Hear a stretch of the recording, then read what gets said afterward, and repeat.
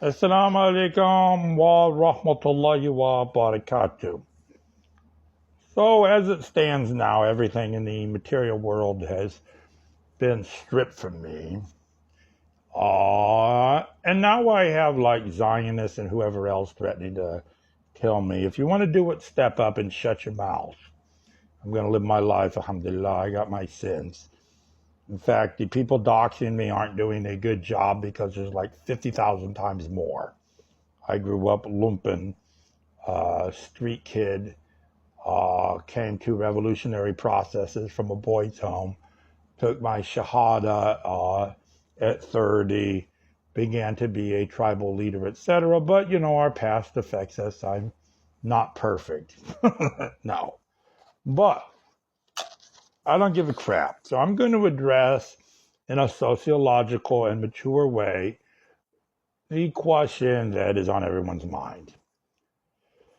Should we even be trying to violently overthrow the government? And if we did, how would that work? I'm just going to break it down to you. Okay, so the short answer is yes, intergenerationally. The second part is no, but yes, intergenerationally. The focus is defensive jihad, not offensive jihad. We're thinking like this right-wing militia group, Posse Comitatus. Of course, I'm going to guess that a lot of non-binary kids, blue-haired lesbian Mexicans, New Africans, and Muslims don't want to join a white nationalist organization. I don't either. I have 7 New African kids trying to synthesize Maoism and Baathism with my racial chauvinism in my mid-20s was one of the stupidest things I ever did. I'm extremely ashamed of it. I'm extremely ashamed of the fact that while I was frontline to anti-imperialism abroad, I was shutting the door on Azatlan based on my white upbringing, my artificial colonial upbringing, and also negating a lot of my Navajo ancestors that were that were basically whitewashed in the process of the American killing machine. But we move along, and I found Hidayah on some level. The state will tell you I'm Timothy McVeigh, and I'm on the verge of blowing up things, and I hate everyone. I actually go out of my way to hug Jewish kids and transgendered kids if you meet me, because I know I'm Waleed, and I need to tone things down a little bit and not put my trauma on other people. And that's part of me living my talk about anti-fragmentation and unity and loving one another so we can fight the government. So the basic point I'm getting at is that we are thinking localized streets, the defense of our communities in America. And this will take a different flavor in different places. America, like I keep saying over and over again, divided obviously by race. This is the white settler colonial project that essentially controlled by Jewish Zionists, finance capital now. That's another talk. But it definitely wasn't something where the Jews just taught whitey to hate black people and black people to hate white people. This comes directly from colonialism and the white devil. And even to the extent I question if the white devil controls much of anything anymore, they still need to get a lot of Harriet Tubman in their heart, and they need to do it ASAP. And we need to do a lot more white genocide. And I'm telling you, New African children are fucking amazing. Alhamdulillah. So this Posse Comitatus in Portland, it's going to be like, we're Portland, we're like Mars, with unique character. And in Atlanta, it's going to be blacker. And it's not just going to be blacker, it's going to be more Garvey Tupac. And it's going to challenge questions about what do we do now? The Panthers are long gone for today. And in other places, it's going to be Azatlan. And in a lot of places, it's going to be like these ACP, like Marxian types that are like mega communists, and they're trying to teach Billy Bob not to be Donald Trump. And that's okay because we're not all at the same level. Some of our political ceilings are much lower than others. Here in Portland, we probably have the highest political ceiling in the entire country. It was my argument that the highest political ceiling is with the New African camp in general. I actually think, for reasons outside of this talk, that Portland's is higher at the moment, not intergenerationally, but right now. So we're thinking, how do we get our community to love each other? Because what happens is we have to be able to have a unified mob in the absence of the reality that you can't actually build a revolutionary party here. The state won't let you, and our own ideological fragmentation won't let you. There won't be a vanguard party probably ever in the entire course of the American Revolution that is coming. I'm not talking about those Peckerwoods with the stupid wigs on their heads that look like mops. I'm talking about the next one.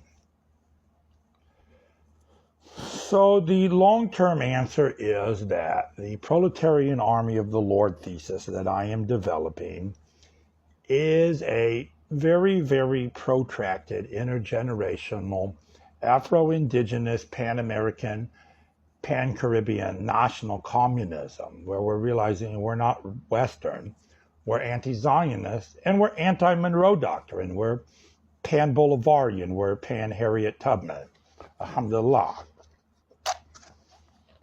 But that's extremely intergenerational. Right now, it's going to look a lot more right-wing than it really is.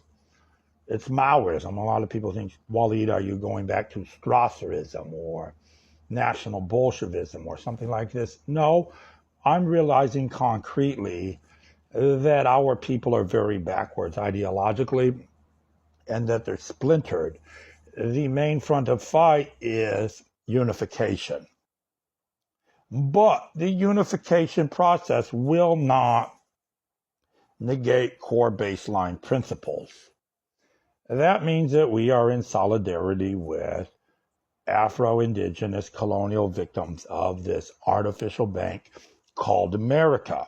So we are defending America from globalism and Zionism while rejecting U.S. imperialism, but we don't even recognize America's right to exist or think it's a real country. We think it's a default that slaps us together chaotically through the centuries and decades and is basically a toilet giving our children mental and behavioral health concerns.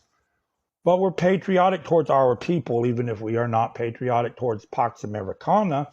And that means that we are going to be in a default alliance with people who really are patriotic towards Pax Americana.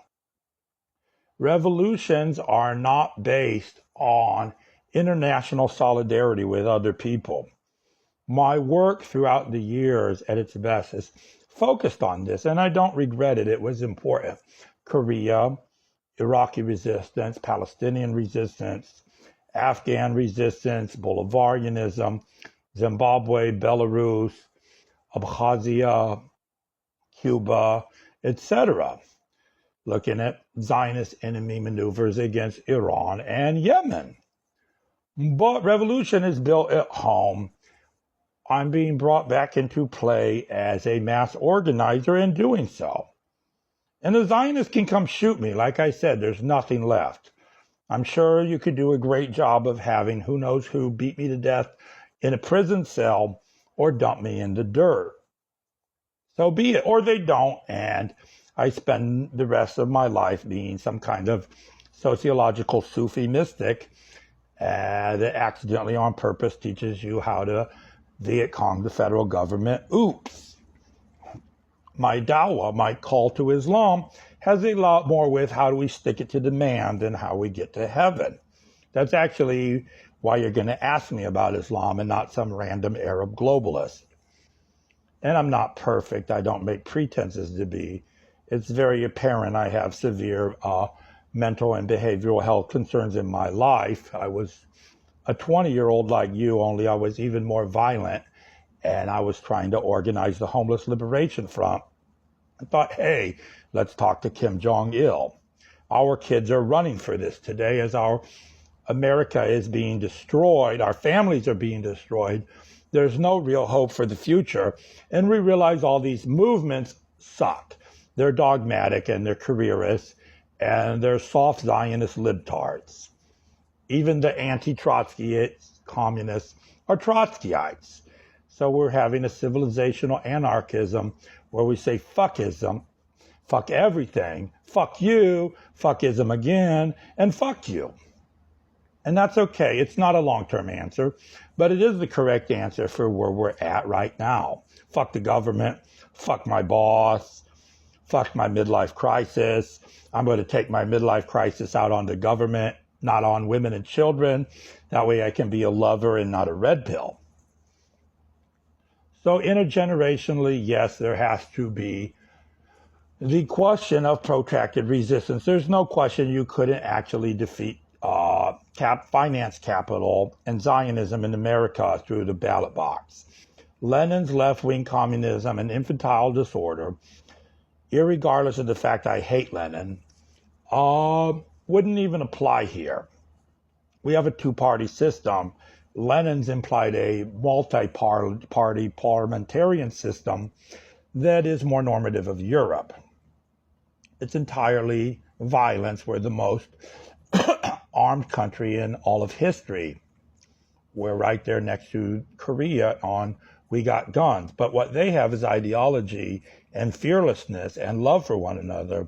What we have is Zionism, fragmentation, racial pride, and red pill dads and lesbian daughters hating one another and angry. And then a lot of stupid chauvinism because some teenager has a hoodie on and they're going to the gas station while listening to music that belongs to a different generation. So our work is all about critical mass bum rush the system. But to answer your question, one thing is an intergenerational matter, and it is protracted. It requires us to leave alliances that are progressive, a liberal left alliance, for a right-left alliance while being hard left and keeping our principles, and for our alliance to be based upon who wants to hit the government in the head, not who thinks like us. And this would entail probably something kind of, but very broadly, like a Gaddafiite Jamahiriya concept. People's committees and your party affiliation is treated like religious sectarianism if you impose it on this organic. But the front of fight is absolutely our local streets, building communities, building parallel structures, loving each other, accepting things as they are, instead of asking, should you be gay? Are you? And there we go. And that's our reality. And we love each other. Should you think like this? No, I don't want you to be a libertarian. But you really are a libertarian, so I'm going to deal with you as you are. We are being pragmatic revolutionaries for critical mass bum rush the system and introducing clear principles and red lines within this process. This is building the muscle needed as we begin to realize that actual people's war in America will develop because the government attacks us, not because we launch an offensive socialist or anarchist jihad. Assalamu alaikum wa rahmatullahi wa barakatuh.